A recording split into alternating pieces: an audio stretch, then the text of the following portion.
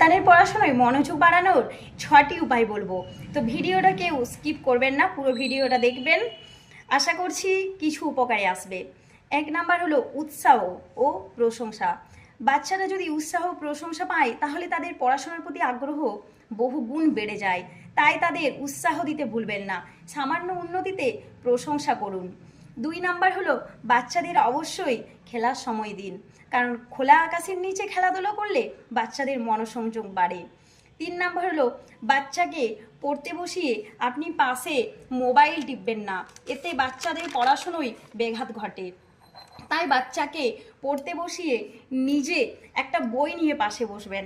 আর 4 number হলো বাচ্চাকে পড়তে বসিয়ে বলবেন, তুমি যদি এই পড়াটা তাড়াতাড়ি শেষ করে নিতে পারো তাহলে আমি তোমাকে তোমার পছন্দের খাবার বানিয়ে দেব।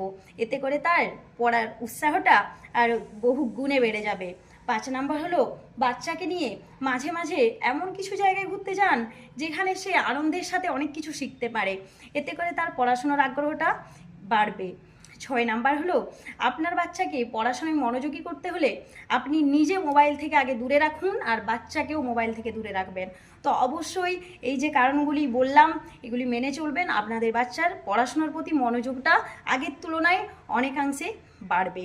তো বন্ধুরা, আজকের ভিডিওটা এই পর্যন্তই। যদি ভিডিওটা ভালো লেগে থাকে তাহলে অবশ্যই কমেন্ট করে জানাবেন, আরও নিত্য নতুন ভিডিও পেয়ে যাবেন।